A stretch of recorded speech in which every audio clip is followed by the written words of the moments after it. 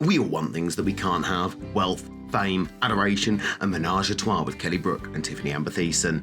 Sometimes these things we want are just within our grasp, and with a little hard work or luck, we can have them. But sometimes, like my three-way with Kelly and Tiff, the things we want are nothing more than pipe dreams, fantasies we will never capture and experience in reality.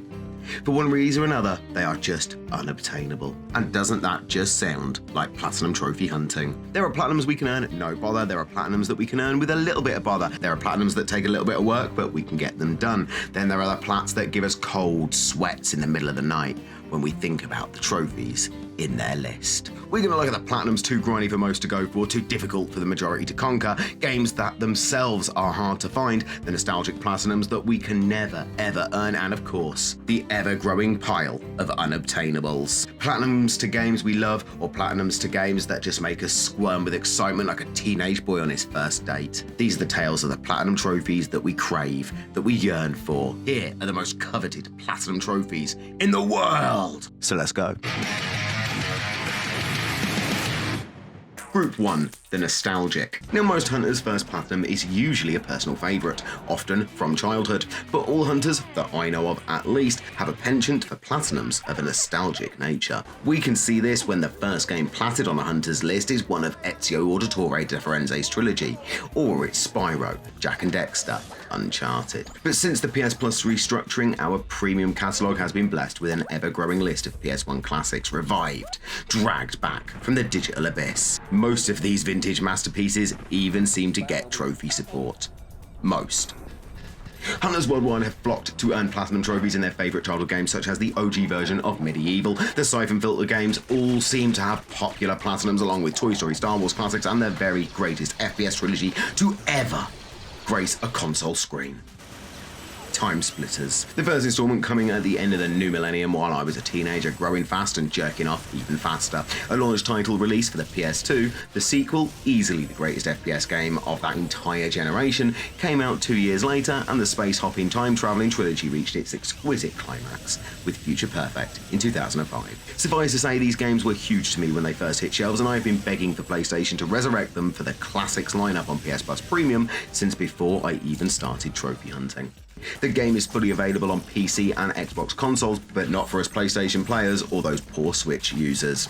But rumours of a fourth game circulating and footage even showed up online days before the sad news that Free Radical suffered financial difficulty and were bought out by Crytek. But they too soon went under. Sadly, the end of Free Radical did seemingly end any hope of a fourth installment or reboot, but never fear. Time Splitters has one of the most passionate and loyal fan bases of any gaming franchise there is. Time Splitters Rewind is a group of fans, developers, and some of the game's original designers united to bring the trilogy back to gamers. The work these wonderful people have done is just incredible, and I will link their YouTube channel in this video's description. But then out of absolutely nowhere, I woke up to a flurry of excited tweets and messages from other Time Splitters fans telling me that the whole trilogy had been announced to be joining the PS Plus Classics lineup. And after a couple of weeks, they even added a trophy patch, which gave every game a pretty decent platinum.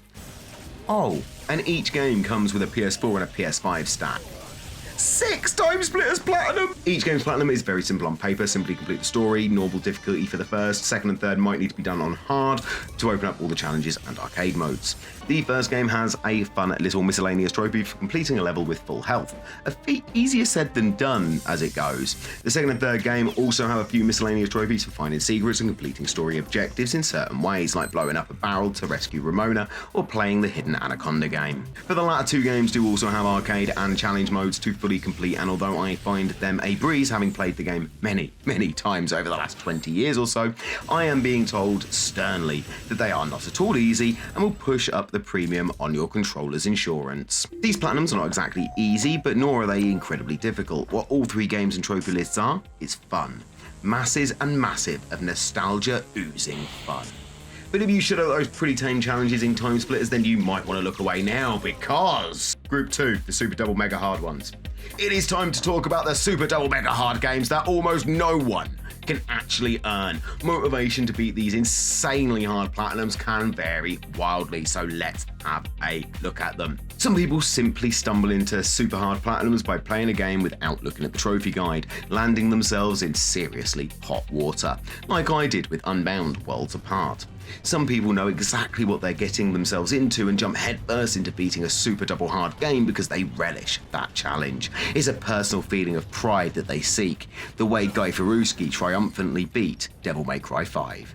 Total GOAT behaviour. Then there are the attention seekers, the hunters who crave the inevitable notoriety of earning infamous platinums, which we see a lot in the rise of people beating the renowned Mein Leben bronzer for Wolfenstein 2. January 6, 2018, Starway became the 50th person to unlock the Wolf 2 Platinum Trophy, and for the longest time, its rarity sat under 1%. Fast forward to September 2024, and 2,004 more PSMP members have slammed its platinum into their trophy cabinets, taking the rarity down to a surprising 1.34. Proof that this game, this platinum and this little bronzer are constantly getting the attention of us completionists, and for all the reasons above and many, many more that I haven't thought of. Now, my personal motivation to beat this tricky little bugger of a trophy is twofold. Firstly, I adore Wolfenstein, all Wolfenstein, every Wolfenstein, and I have all the other platinums in the reboot, except New Colossus. But you already knew that, didn't you? My biggest fail, and it's all because of this little video I made a year or so back. The big change in my life and why Mein Leben is now a true possibility? Drugs.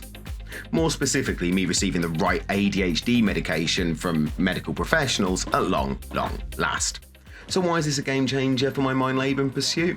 Well, ADHD medication is basically amphetamine, which puts my ADHD autistic ass into a mega hyperfocus, something that will turn my Mein Leben attempt from an impossible slog to a manageable platinum adventure, especially when I use my friend Score's perfect guide. It really is the best Mein Leben walkthrough online. These games are hard as hell to platinum, but luckily they're not like our next coveted types of platinum, Group 3, the super hard to find ones. One of my biggest fears as we rush in feet first into a digital discless world is the question itching at the back of my mind. How many great games will we lose forever because of delisting? Delisting is when a game is removed from the PlayStation Store or from all digital stores. This happens when licenses expire, like with the PS4 Godzilla game that I plan to find and platinum, but Crew won't let me spend 700 quid on 2 copies of the game, which I just bad wife in.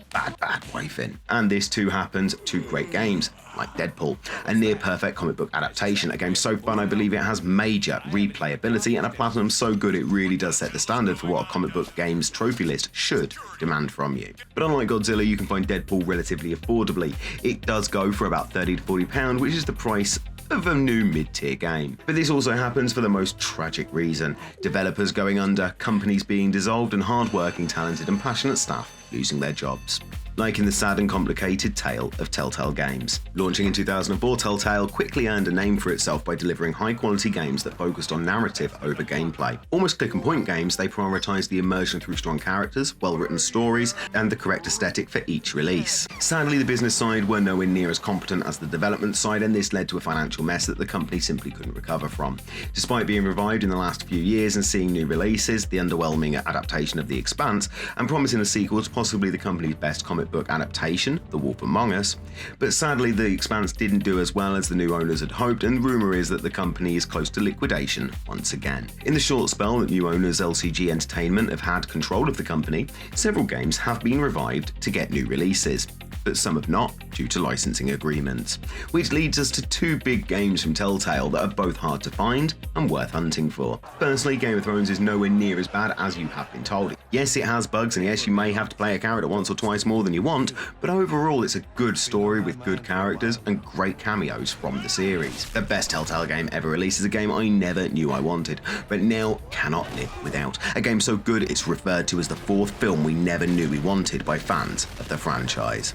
The game Back to the Future. A brilliant game, a perfect story, and the most apt way of continuing and concluding Marty McFly's time-travelling adventures. A year after the events of the 3rd film, the DeLorean returns from 1931, but without its inventor and driver, Doc Brown. Marty immediately rushes back in time to find his friend and save him from a new timeline more terrifying than the Biff Alt world in Back to the Future 2. The story is a must-play for any fan of the films, and honestly, it's such a great game everyone should just get on it and platinum it. Christopher Lloyd returns as Doc Brown, and although Marty sadly had to be recast, Michael J. Fox does return in a cameo role, much to my personal delight. Even Tom Wilson returns as trilogy baddie Biff. The game is tricky to find but not overly hard, and can be found for around the same price as Deadpool. A game that you should definitely find and platinum, but then trade in again immediately so that others can experience this simply fantastic game. The Platinum requires 2 playthroughs and there are missables, but remember, you can always use Chapter Select to clear those up. The Platinum ensures you don't miss a single thing in this beloved game. Perfect game. Perfect Platinum. A unicorn in the trophy hunting world, no wonder it is coveted by so many hunters. And the misery piles on from here as we now enter the realm of the tragically unobtainable. There is a unique soul-crushing despair to trophy hunters, the reality that some Platinum trophies, even some of the very best games out there, are truly tragically unobtainable. Unobtainable trophies are the stuff of horror stories in the trophy hunting community, and I don't know many people who haven't been affected by them. Of course, we can all run into a bug trophy like Serious Sam's Circle of Death Bronzer or Sam's Siberian Mayhem, which was ported from PC, missing many features, but the lazy developers or cheap publishers never changed the trophies. To have one unplatable game is bad, but to have 2 in your locker? Someone closed this publisher down for crimes against completionists. But of course, some Platinum trophies become unobtainable due to the most common problem in trophy hunting: server closures. This has ended many a Platinum hunt and affects a wide range of games. From Mad Max to old FIFA installments, it is far too common in games. NBA and WWE games become unobtainable a year or so after release, as is now EA's approach with FC installments. But some games simply shouldn't have multiplayer in the first place, and our next game is one that has seen its popularity rise exponentially over the last year. Following the poor Gotham Knights and the abysmal Suicide Squad killed the Justice League, I would not blame you for turning on Warner Brothers with a fiery passion, but many of us do still adore the Arkhamverse and wish to return to Kevin Conroy's Batman over and over again. But with the 4 mainline releases with Asylum, City Knight and Origins, we still have 3 great games and 1 damn good one. Sadly, that damn good game can't be platinumed. Or can it? We'll get to the slither of hope I have for this platinum at the end of the section. So let's talk about Arkham Origins. Origins was universally agreed to be the weakest of the Arkham titles, but compared to the main trilogy's exceptional quality, any game would be considered to be weaker. The Arkham games are just that fucking good. The problem comes in the multiplayer trophies, obviously, but even before the server closure, this was actually a problem. There are a whole stack of these ridiculous trophies, and for the worst of them, you need 7 other players. Not only are the multiplayer trophies renowned for being near impossible to do legit without boosting, but you need nearly a full fucking football team of decent committed players to get them. How did Warner Brothers Discovery look at the failure of this online addition to an Arkham game and then think, do you know what? Let's make Suicide Squad the non-existent. There are so many games not available on PlayStation consoles that we can simply never platinum, but Sony take the piss to a whole new level when they add games to the store without a platinum trophy attached. Yes, this is far less common nowadays than it was pre-shovelware, but it does still happen every now and then, and there are still a bunch of games you can play on PS5, but not platinum, such as the creepy little masterpiece Little Nightmares or the PS2 classic Max Payne. Sadly, you cannot earn any Max Payne platinums anymore. The third game is unobtainable due to server closures, and the first game was ported to PS4 with trophies and a cheap menu, but no platinum. Which game do you wish had a platinum that you could earn? Luckily for us oldies out there craving a bit of bullet time, Max will soon return in a remake of the first 2 games, which will almost certainly have at least 1 platinum trophy. So let's drag ourselves out of this pit of despair and let's focus on the popular ones. Just like kids looking at toys in stores at Christmas, everyone wants the platinum that their friends are popping. It's genuinely why Soul games have such high completion percentages, and those games are popular not only because they're hard, but because they're fucking brilliant. But these games show that completionists and tryhards want their platinums, making them popular. Over the last 4 or 5 years, we've seen a wave of hugely popular platinum trophies that non-hunters are attracted to. Like Cal Kestis' Fallen Order and Survivor, both having huge percentages of people earning their platinums. Guardians of the Galaxy has a much higher completion rate than any other Marvel game not made by Sony. Check it out for yourself if you don't believe me. These games are mega popular and their platinums fit the audience they are aimed at. Simply put, the trophy list merely guide people to do all the things the game has for you to do, without really going out of your way to do so. They add to immersion and thus become incredibly popular, and this new wave of casual hunters were mostly caught in the trophy hunting web by games such as these. But popular doesn't mean great. The Miles Morales Platinum is popular, but it's not that good, and some of the most coveted plats out there are The greatest games with the greatest platinums. But this one I think is the one to pull the casual gamers out there into earning the odd platinum. Games that are just so damn good and their trophy lists are so well curated that it appeals to everyone who plays it. Bloodborne, yearn, a place that I feel perfectly at home. Content and comforted by my big fuck off weapon and kind of off-putting sex doll. Bloodborne, a PS4 exclusive, is one of the greatest games ever made, and its platinum encourages you to not only explore the world thoroughly, but to test yourself against the true challenges hidden in the game. Infamous for its chalice dungeons, you may be surprised to learn that the hardest part of the game is actually the first few hours, but if you want to know more, you can always check out my big Bloodborne video. PlayStation exclusives have a growing reputation for making the best trophy lists, and that is how it should be. The Last of Us, unobtainable on PS3 now, sadly has been given a remaster and a remake in the last few years with pretty similar trophies. God of War took the platinum to new heights, and by that I don't mean it's a perfect platinum, although I could do a video on why I think it is if you'd like to see it. But the reboot provides a masterpiece game with a sublime trophy list that really does deepen your immersion into the world, characters, minds, and overall narrative of the whole franchise in a way only a handful of other platinums have done in my experience. Which is exactly why Spider-Man is the most platinumed game in PlayStation history, popular due to its adored protagonist, a game pretty damn great, and a trophy list that didn't waste your time but encouraged you to truly get the most out of the game. And its sequel was even better in my opinion. Yes, I think Spider-Man 2 is a better game than the first one and a better platinum. Apparently that's controversial, so if you want to know more about that, let me know. You want to shout at me and tell me I'm an idiot and I'm completely wrong? Let me know. You want to F and blind at me and fuck your mother in the ass? Let me know. But PlayStation exclusives are some of the best curated platinum trophy lists out there. They just are. Impossibly grindy. Being a Man United fan is a lot of pain these days. We get all excited in pre-season, buy a few big players, and go into the first game full of confidence. The sort of confidence your pervy, drunk 50-year-old uncle has when he's hitting on the poor girl working at the till at the spa. Then we play our first game of the season, it all goes total shit, and we sit and grit our teeth for the next 10 months of the fucking season. And these platinums, to great games they do belong, but earning them feels like being a bloody Man United fan. Even regular games like Assassin's Creed Valhalla will take you 100 hours to platinum, 300 to 100%. GTA 5 may be adored, but its platinum is not. Many want it, but very few have the patience to beat its 150-hour completion grind.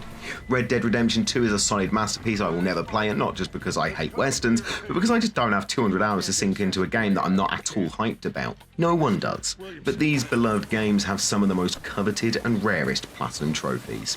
Like Fortnite, which I read the other day is the most played game worldwide on consoles for the last 5 years solid.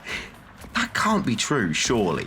Can it? But its player base is flipping gigantic, but the group of people who own its platinum trophy could fit into a small school gymnasium. Of over 550,000 owners of the PS4 stack, little over 1,000 have got that elusive 100%. A mere 0.2%. But why? Well, it's simple. It's a 1,000-hour grind from hell in offline mode, and it's just too boring and too long for 99.99% of PlayStation players and 99.98% of trophy hunters that have tried and failed to earn this most craved platinum. These grinds make platinums exquisitely rare. The perseverance and dedication of the people who've earned them astounds me.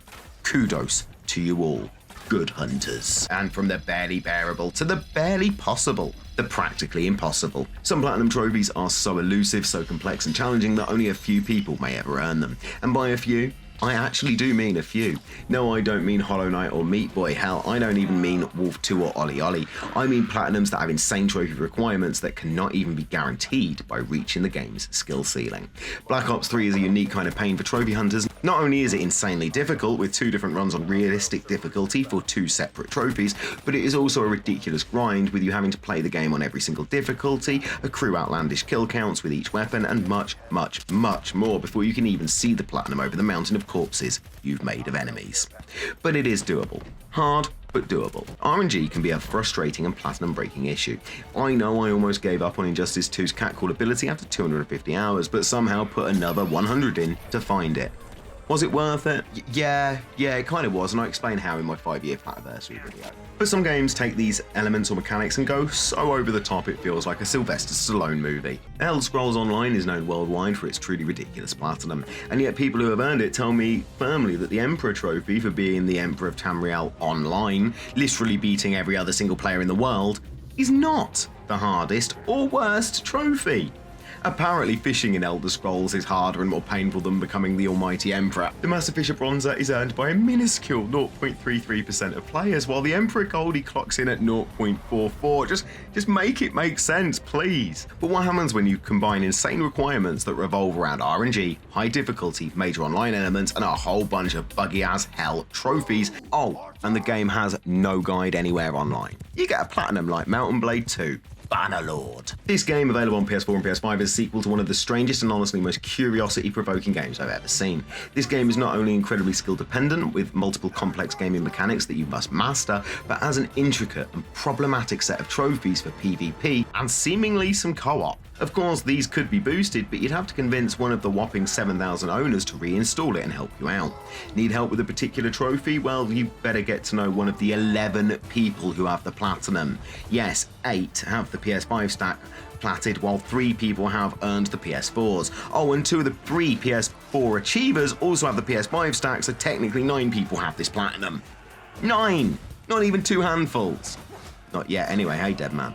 But soon that will be 10, as my friend Deadman is about to prove. You see, these practically impossible platinums are possible. Not likely, not easy, and not at all guaranteed, but they are fucking possible, as is the ultra rare platinum of Mountain Blade 2. With commitment, hard work, and turning to the community he has spent so much time a part of, Deadman is now 1 trophy away from its illustrious, hungrily coveted, practically impossible platinum trophy. So take inspiration from Deadman next time you think a platinum is just out of your reach, and dig deep and see if you can make the impossible possible. Have you earned any of these insane platinum trophies? What platinum trophy do you covet the most?